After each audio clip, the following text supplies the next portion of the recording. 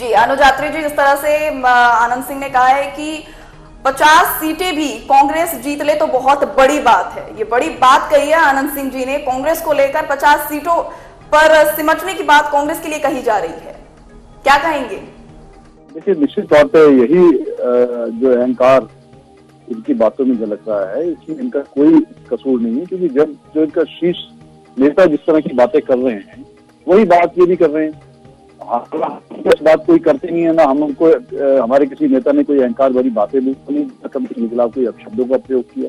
अपशब्द भी यही प्रयोग करते हैं, गाली की भाषा भी यही देते हैं, अनारगल जो है नाम भी यही देते हैं, नेताओं का मजाक भी यही उड़ाते हैं और बदनाम करने का काम भी यही करते हैं। जनता रहेगी, लोकतंत्र में जनता ही जनार्दन है। भारतीय जनता पार्टी तो नहीं तय करेगी कितनी सीटें आएंगी और हमको कितनी सीटें आएंगी। ये किस आधार पर बोल सकते हैं कि हमको 400 सीटें आएंगी और उनको 40 सीटें आएंगी? तो इसका मतलब जो बातें चलती हैं कहीं ना कहीं नतीजा ये तय कर रहे हैं, तो इन्हीं बातों का होगा। हो सकता है इनके पास भी खबर आ गई हो कि हमने रिजल्ट तय कर लिया है, उनको इतनी सीट। अनुज यात्री जी, अगर बात अपमानजनक शब्दों की हो रही है तो जब पीएम मोदी ध्यान मुद्रा में गए थे तो उनको लेकर भी तमाम तीखी टिप्पणी जो है वो विपक्ष द्वारा की गई थी। उसमें सपा के कई नेता शामिल थे, कांग्रेस के कई नेता शामिल थे, उस पर क्या कहेंगे? देखिए, तीखी टिप्पणी करना और अपमानजनक भाषा का प्रयोग करना, उसमें बड़ा फर्क होता है। टिप्पणी करना और उस पर अपना मत देना, अपना आवाज देना, अपना कहीं ना कहीं।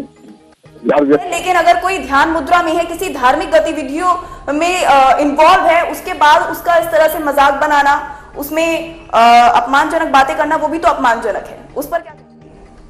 देखिए, हमारा देश सभ्यताओं वाला देश है, हम लोग सब संस्कार को मानने वाले लोग हैं। तमाम लोग, करोड़ों लोग देश में पूजा अर्चना करते हैं, ध्यान मुद्रा में रहते हैं। हमारा देश संतों का देश है, साधु संतों का देश है। आज तक बता दीजिए, किसी ने किसी के ध्यान मुद्रा में, किसी ने किसी की कोई तप कर रहा है, कोई पूजन कर रहा है, कोई कुछ भी कर रहा है, किसी ने उस पर कोई किसी तरह का कमेंट किया है? किसी कोई उसको इवेंट नहीं बनाता है।